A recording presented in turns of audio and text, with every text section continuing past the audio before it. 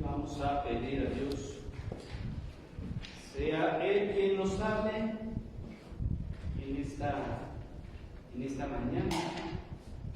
Vamos a orar.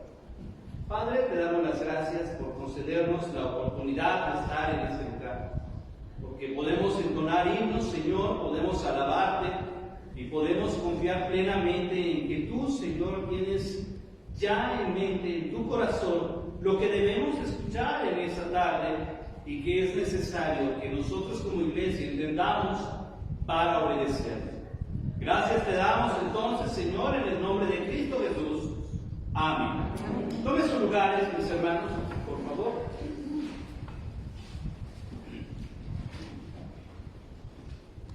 Terminamos la semana pasada de recordar la cuestión de lo que se conoce como la Semana Santa, pues. Pero algo interesante, hermanos, es que lo último, si ustedes recordarán, que escuchamos la semana pasada, es acerca de que Dios tiene una comisión para aquellos que han creído en Él. Que Dios, hermanos, no solamente espera que usted y yo hayamos celebrado Semana de Pascua, ¿verdad? Y al final todos bien contentos. Sino que realmente el objetivo de que usted y yo tengamos presente el sacrificio de Cristo, la resurrección de Cristo, la promesa de la parucía en su ascensión, es para que usted y yo seamos una iglesia, hermanos, que tiene algo que brindar a la gente en problemas. Que usted y yo seamos una iglesia, hermanos, que pueda brindar seguridad, perdón, ánimo, aliento a un mundo, hermanos, que está totalmente en perdición. Esto es importante, hermanos. Esta es la parte interesante con respecto a esto. Aprendíamos del amor, aprendíamos la gracia, aprendíamos la salvación. Pero todo esto, hermanos, nos lleva a la gran comisión. Para poder ir y pregonar, para poder ir y comentar. Si usted abre la televisión o las noticias en las redes sociales, se va a encontrar, hermanos, con una cantidad de noticias increíbles. Muertes, asesinatos, niños abusados, golpes en los matrimonios, abuelitos abandonados, divorcios, etcétera, etcétera. Y pudiéramos nosotros decir, hermanos, ¿cómo podemos ayudar en esas circunstancias? Porque eso dicen las noticias. Pero déjeme decirle algo. Le puedo asegurar que de la lista que dimos, por lo menos usted convive con una persona que está pasando alguna de estas cosas. Por lo menos usted está pasando por alguna de esas cosas, las personas que están trabajando con nosotros, que son nuestros vecinos o hasta familiares. Y que a veces nos quedamos sin argumento. ¿Cómo llevarles consuelo?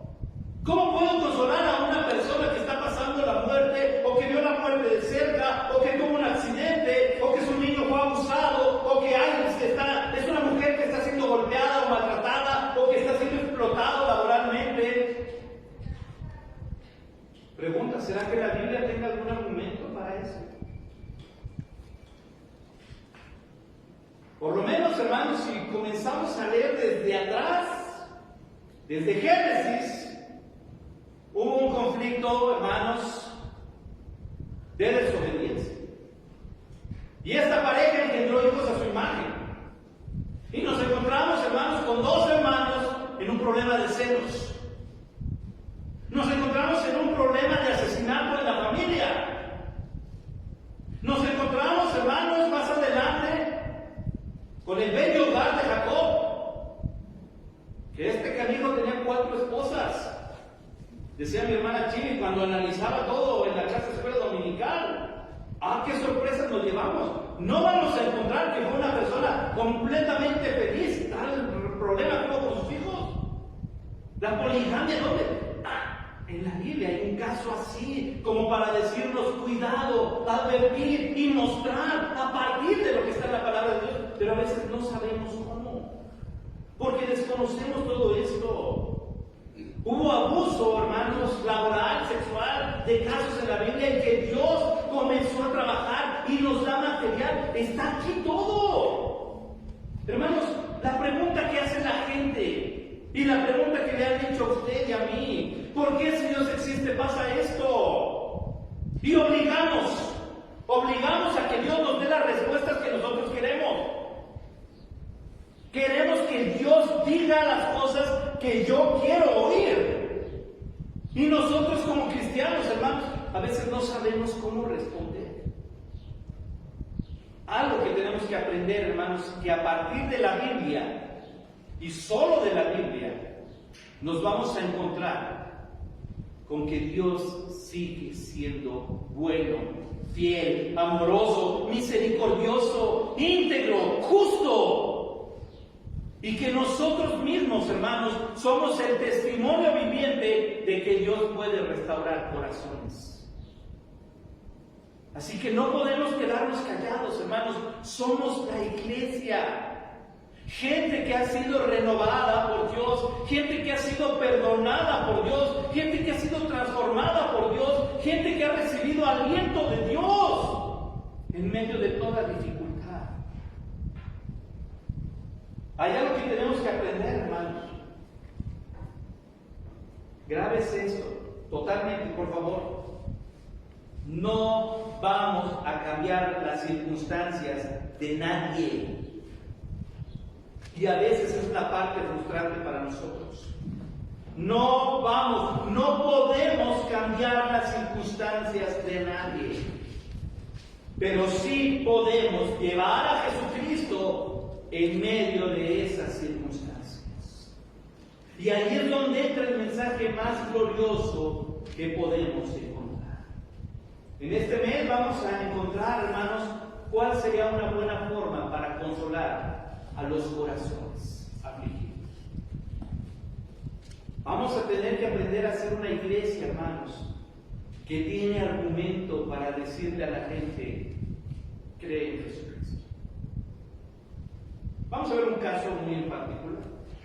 Imagine esto: una mujer pues que tiene muchos años, hermanos, con problemas, no sé, los huesos, alguna enfermedad precisamente crónica, degenerativa, y que ya fue a las instancias de gobierno, ya buscó, hermanos, pues el apoyo privado para ser tratada. Y lo único que hacen es darle calmantes. Hermanos, el medicamento va a hacer su trabajo: calmar momentáneamente los dolores de su cuerpo.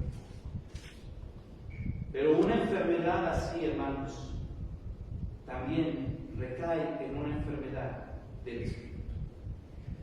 Y lo que esta persona necesita es cerrar sus ojos y sentir que sostiene el mundo, también la puede sostener a ella.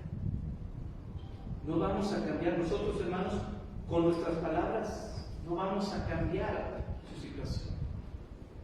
Pero Dios puede transformar su corazón. La historia que le cuento, Lucas 13, del versículo 10 al 17. Llegó una mujer encorvada, hermanos, a la sinagoga, y que tenía casi 20 años de no poder enderezar su espalda. Y aún a pesar de eso tenía que salir y trabajar y buscar para comer. La Biblia no nos da más datos. Pero ¿sabe qué es lo interesante? Que esta mujer estaba en la sinagoga también.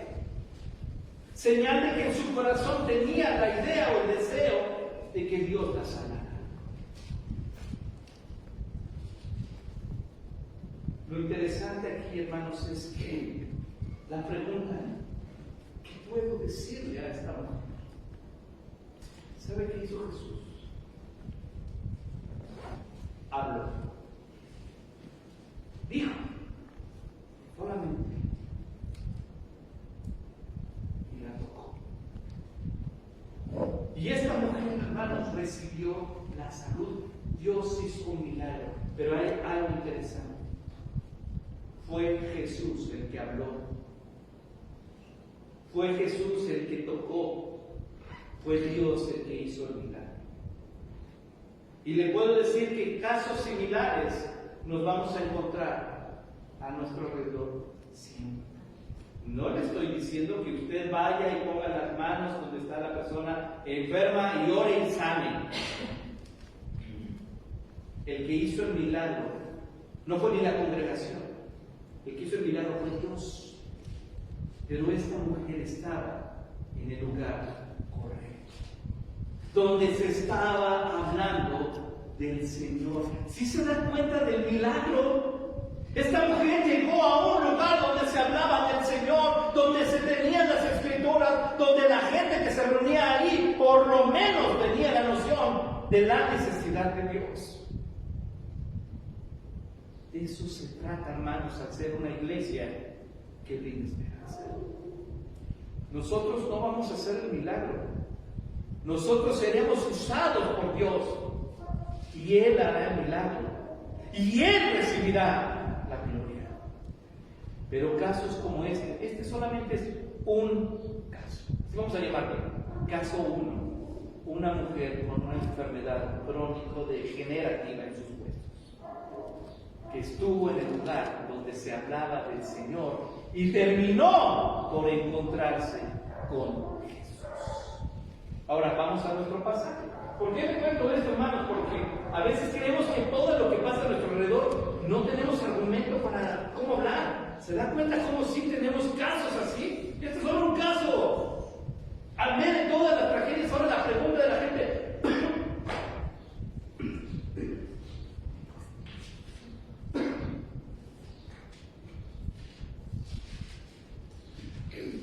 Perdón. ¿Por qué pasa esto? Y la culpa es de Dios. Hermanos, vivimos en un mundo fracturado. Acuérdense de eso. Vivimos en un mundo quebrantado por el pecado. Y donde Dios hizo lo más grandioso que se podía hacer por un mundo fracturado. ¿Qué hizo? Entregó a su Hijo para restaurarnos. Ahora, el mundo es necio. El mundo quiere que Dios conteste a nuestra manera. Somos. Y ahí es donde entra nuestro trabajo como iglesia para brindar esperanza. No. Esto que te digo, hermanos, la lista que decíamos: celos, hogar en crisis, infidelidad, asesinato, abuso infantil, abuso laboral, abuso sexual, irresponsabilidad, muertes, golpes, abandono, divorcios, ideología de género, porque nosotros en el video, hermanos, produce dolor, provoca contienda, dolor y vergüenza. Y Dios no es el autor de esto. Cuando estaba en la fábrica, un compañero insistía mucho y me decía: si Dios iba a crear un problema con el pecado, iba a tener un problema con el pecado, ¿para qué lo inventa? A ver, contéstame eso. Y ese era su argumento. Y se volteaba, no me dejaba contestar. Pero así decía. Hasta que tuve la oportunidad de decir, solamente le dije esto: es que Dios no inventó el pecado. Dios no inventó el pecado. Dios nos dio una ley para cuidarnos. Y el hombre agarró esa ley de Dios, la retorció, la hizo ver mala. El diablo ayudó para que esa ley de Dios la viéramos como una imposición maligna, sospechosa. Y entonces terminamos el pecado. Y a consecuencia de ese pecado, tenemos esta lista grande. Pero no podemos ir en la vida echando la culpa a Dios de lo que yo hago o decido y además lo hago mal. Así que deje de culpar a Dios, porque Él no es el autor de todo esto. De hecho, la voluntad de Dios es hermosa. Fíjense bien lo que tenemos en este pasaje, versículos 16 y 17. Número 1, el mejor consuelo. Vino a Nazaret, donde se había criado, y en el día de reposo entró en la sinagoga conforme a su costumbre. Se levantó a leer. y se le dio el libro del profeta Isaías, y habiendo abierto el libro, halló el lugar donde estaba escrito. Hasta ahí nada más, hermanos. Jesús llegó a la sinagoga. Curiosamente llega al lugar donde se había criado. Estaba en Nazaret. Por ahí hay gente que dice que Jesús se perdió de los 12 a los 30 años. No sé si he escuchado argumentos así. Porque no se sabe dónde estuvo. No se sabe dónde se crió. Bueno, Lucas nos responde. ¿Dónde estaba Jesús de los 12 a los 30 años? ¿Dónde se crió? En Nazaret. Pero bueno, ok. Y entró, hermanos, porque era algo, un hábito en él, a la sinagoga. El día de reunión, qué interesante, ¿verdad? ¿Dónde deben estar los cristianos el día de reunión? ¿Cómo podemos ser una iglesia que brinda esperanza si los cristianos no están el día de reunión? ¿Dónde deben estar? Y de repente las vacas vacías se empiezan a multiplicar y a multiplicar. Y no estoy hablando de que se llene de vacas, sino de que empiece a haber más vacas vacías. Todas las iglesias pasaban por eso. Pero Jesús llegó el día desde aquí ya empezamos con nuestros compromisos ante Dios. Se levantó a leer. Y se le dio el libro del profeta Isaías. La costumbre en las sinagogas, hermanos, es que de entre los maestros que estaban allí, por lo menos tenían que existir 10 varones judíos para que se pudiera establecer una sinagoga. Y dentro de esos varones judíos, hermanos, también estaban maestros que se sabía por testimonio de ellos mismos que eran maestros de. Así que cuando entra Jesús, hermano, ojo, ahí no le avisaban con anticipación, le va a tocar predicar el domingo. Le llegaban y los encargados de la sinagoga iban a la parte de atrás, donde estaban los rollos, tomaba el rollo, hoy queremos aprender de Isaías, y se lo entregaban a algún maestro que estuviera allí. Eso fue lo que pasó con Jesús. Ahora imagínense a Jesús diciendo, no estoy preparado para predicar. Me hubieran avisado, la próxima semana ya me preparo. ¿Qué? Isaías, ok. Y a nosotros sí lo hacemos. Pero en estos tiempos, hermanos, tenían que ser maestros extraordinarios. Conocer la Escritura. Porque se le da el libro y inmediatamente Jesús comienza a ubicar la parte de la cual él va a compartir. Tenía familiaridad. Así que lo primero que encontramos, número uno, ¿dónde nace, hermanos, el mejor consuelo? En la palabra de Dios. El consuelo está en la palabra de Dios. Cuando usted, hermanos, lo que hizo satisfacer el corazón de la mujer de la que hablamos al principio, de Lucas 13, fue que Jesús habló dirigiéndose a ella. La palabra de Dios es clave en esto. Hermano, no se pierden los dedos. ¿Qué le voy a decir al enfermito que voy a visitar al hospital?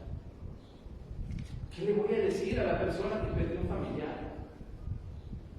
Hermanos, así de simple, voy a decir. Y creo que coincidimos en esto. Todos, creo que la mayoría, todos, tenemos por lo menos un salmo predilecto. Y dígame si no. Tenemos, nos encanta la Biblia. Ahí es donde la iglesia dice nos encanta la Biblia. Amén. Así que conocemos la palabra de Dios. Amén. Así que de lo que Dios me ha dado a mí, de cómo Dios me ha fortalecido a mí, puedo tomar esa parte y arrancar el pedazo necesario para el corazón que está junto a mí con hambre de Dios, para decirle, sabes que Dios hace justicia, sabes que todo está al cuidado de Dios. ¿Pero por qué pasó esto? Porque hay gente mala. Porque hay gente mala. Hermano, no sé, nosotros hablamos de llevarle la palabra de Dios al corazón triste, al afligido, al que ha sido víctima. Pero le ha tenido usted que hablar de Cristo a un criminal, a alguien que ya es tenido por asesino, por ladrón, por vendedor de droga. Hermanos, uno se pone nervioso. Estas personas no son de a ver si te escucho. Si uno dice cualquier cosita mal, son agresivos, algunos hasta armados saltan. Pero le digo algo, cuando Jesús estuvo en la cruz, también estaba por ellos. Así que tenemos que pensar, hermanos, nosotros en nuestra comunión con Dios para poder responder ante cualquier necesidad. Y no significa que usted se sepa toda la vida de esta persona de memoria, ni todos los libros de consejería espiritual y medieval que tienen ahí cuestiones filosóficas para poder ayudarnos a la meditación trascendental y poder conectar con Él para decirle, tranquilo. Hermanos, si yo en mi corazón no tengo tranquilidad ni la confianza en Dios, te pregunto, ¿cómo se va a acercar con ellos a decirles, confía en Dios?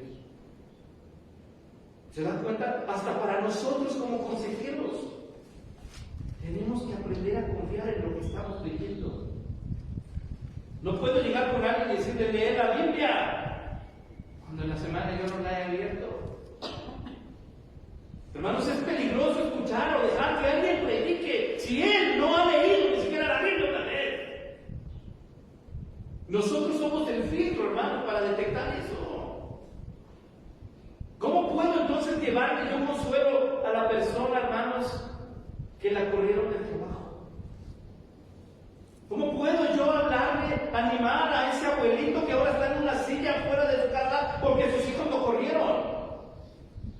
Si no, yo tengo el material para decirle, cuando Jesús habló en un caso así, le dio consuelo, le dio ánimo. ¿Por qué? Ahora, el problema, hermanos, nuevamente, vamos al punto.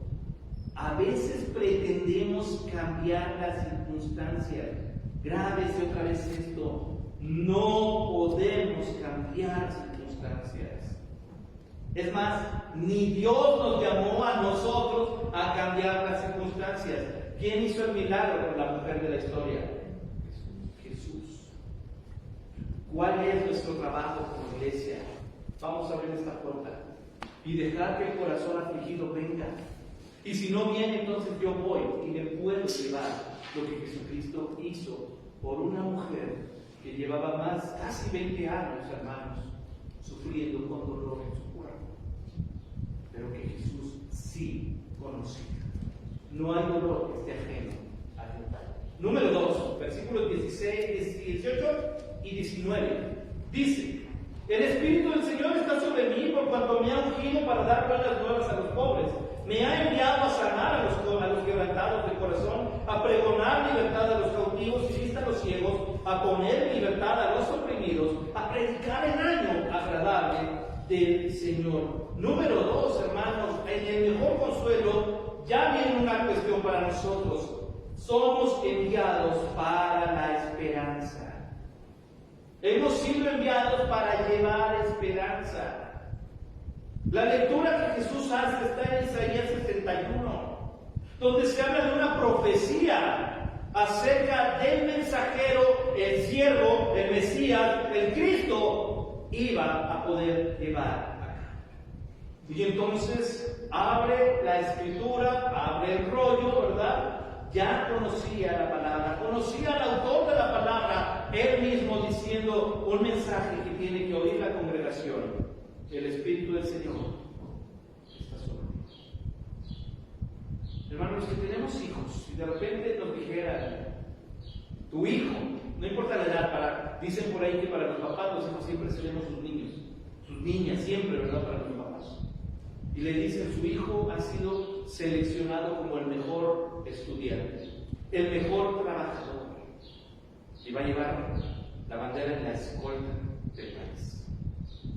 Y vamos hasta el celular, mi hijo, orgullosos, porque nuestro hijo fue tenido en consideración. Ahora, del cielo se escucha una voz que le dice: tu hijo ha sido llamado a ser siervo del Dios Altísimo. Hermanos, esa diferencia tan marcada puede ser alentada o perjudicada por nosotros. Porque lo que Dios espera es que todos los que estamos aquí salgamos convencidos de que del cielo hemos sido escogidos, hermanos, para llevar buenas nuevas. Váyase por esa convicción. Porque hoy del cielo, hermanos, llegó la Biblia y está diciendo que usted ha sido escogido para poder llevar consuelo. Mire toda la lista que nos da. Está sobre mí, dice el Señor, por cuanto me ha ungido, mire nada más, para dar buenas nuevas. Esa es la palabra evangelio. La palabra evangelio significa buenas nuevas, buenas noticias. ¿Y cuál es el centro del evangelio? Jesucristo.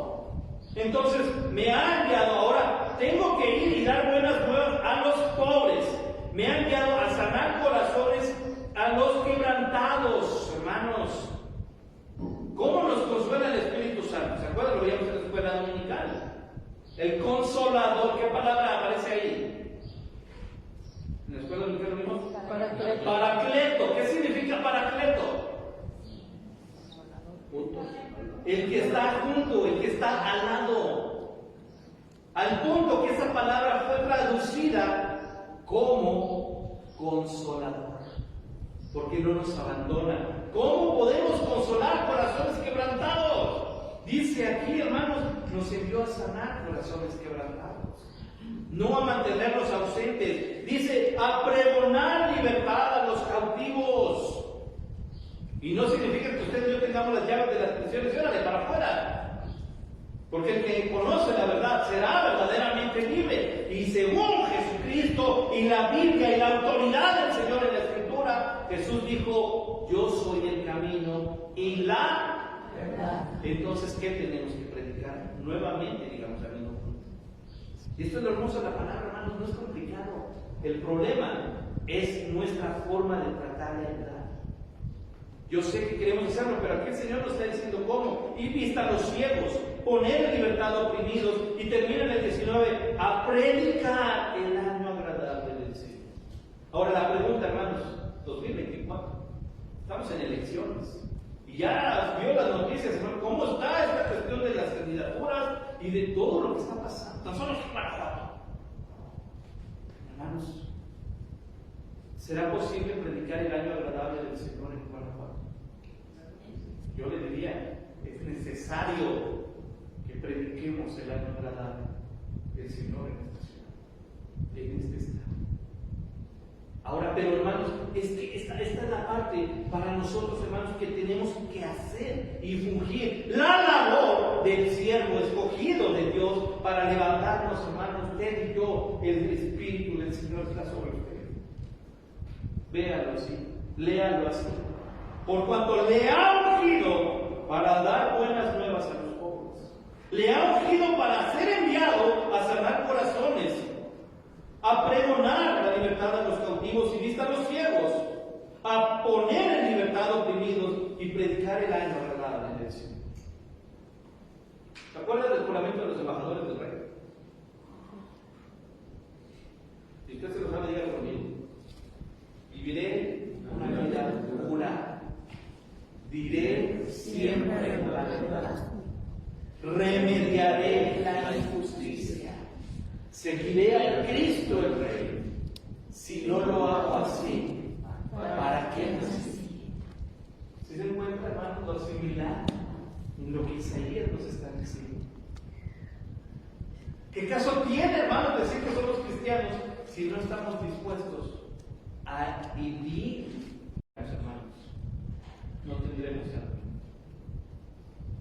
Y no hay mayor consuelo para todos, hasta para los incrédulos, que llegar al conocimiento de un Dios de amor. La palabra amor, hermanos, hoy en día se ha retorcido, se ha confundido, se ha usado mal. Pero la definición sigue siendo hermosa. Dios es. ¿Qué necesita escuchar aquel pobre, aquel cautivo, aquel siervo, aquel oprimido, aquel que ha sido víctima de la infidelidad, aquel que ha perdido un familiar en el asesinato, aquel que ha visto a sus hijos abusados, aquel que ha sido explotado en los trabajos, aquel que por un jefe irresponsable no tiene que comer en su casa. ¿Qué le podemos decir? Quiero contarte el año agradable del Señor. Ya no tienes nada que perder. Ahora puedes empezar. ¿Por qué pasa esto? Porque el hombre va a provocar, pero Dios nos brinda esperanza. Dice, para terminar, versículos 20 y 21, y enrollando el libro lo dio al ministro, se sentó en los ojos de toda la sinagoga, estaban fijos en él y comenzó a decirles: hoy se ha cumplido esta escritura delante de vosotros. Pudieran haber dicho, hermanos, las personas que estaban ahí, solo el Mesías puede cumplirla. Cuando Jesús dice hoy se ha cumplido, está diciendo: yo estoy aquí. Esa debe ser nuestra respuesta. Número 3, solo Cristo. Solo Cristo. No trate de justificar las causas de las tragedias. No trate de explicar el por qué el mal corazón de las personas. Mejor llevemos a las personas a la respuesta que da Jesús. Hoy se ha cumplido. Solo el Mesías puede precisar. Solo el Mesías. Cuando Jesús dice hoy se ha cumplido, dice: estoy aquí. ¿Quién me necesita? Los pobres, los quebrantados, los cautivos, los ciegos, los abandonados, los dormidos, los tristes, los deprimidos. El mensaje que usted y yo como iglesia que brinda esperanza es el mismo. Jesús está aquí. ¿Cómo lo van a saber? A través de la iglesia. Déjame terminar con un video de hermana Monici. Alguna ocasión lo pasamos. Yo sé que a lo mejor se van a poner una censura ahí porque es uno de los que encuentran en las redes. Pero véanlo, aprendan, seamos más prudentes, cautelosos y podamos impactar nuestro entorno viviendo como cristianos y predicando a Jesucristo. Así que por favor, mírenlo, ponga atención, escuche la letra.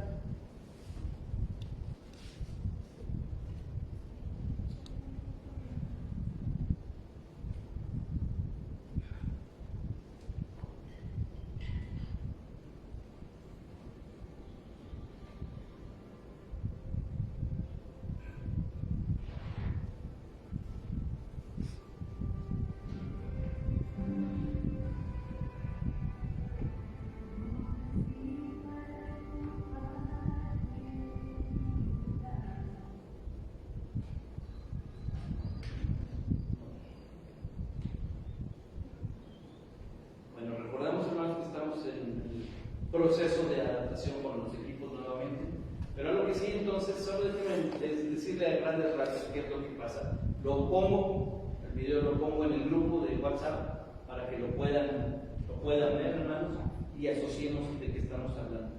Si el mundo no experimenta, hermanos, no ve una vida transformada, las crisis por las cuales van a pasar, hermanos, van a ser doblemente tristes.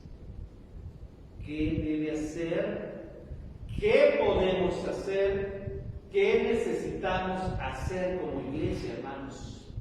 ¿Sí? Pero no hay audio, no se preocupen. Muchas gracias, hermana Moni. Bueno, seguimos aprendiendo con los equipos. Así que igual si ya quisiera.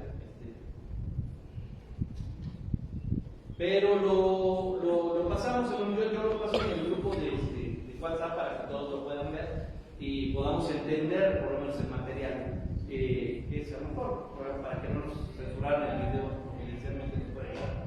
Pero bueno, podamos entenderlo de esa forma, hermanos. Solo Cristo. Y si nuestras vidas, hermanos, como cristianos, no están completamente cimentadas en esto, cuando llegue la persona en esas crisis que hemos mencionado, ni siquiera aquí vamos a poder recordar, hermanos, que hay una iglesia donde pueden escuchar a Jesucristo. No sabremos qué contestar. La respuesta de Jesús fue simple. Hoy se ha cumplido la profecía, la promesa, la esperanza. Nosotros podemos decir lo mismo en Jesucristo. ¿Por qué está pasando esto? Pero Jesús está aquí. Amén. No se lo suelto. No hay mejor consuelo. No hay mayor consuelo. No hay otro consuelo. Vamos. Amados Señor,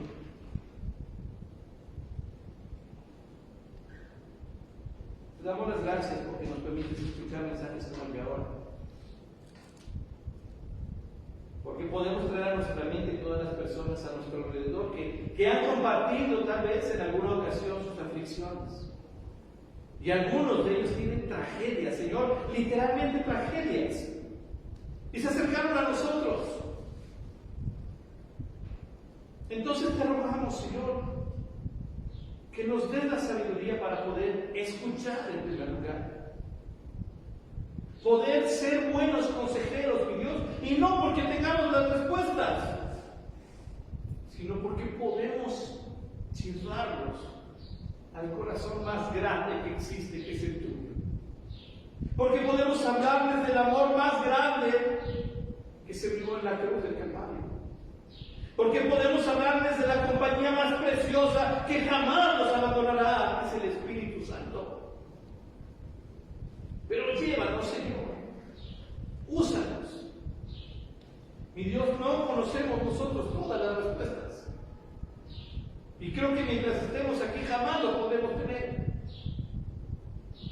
Pero tenemos tu palabra en nuestras manos.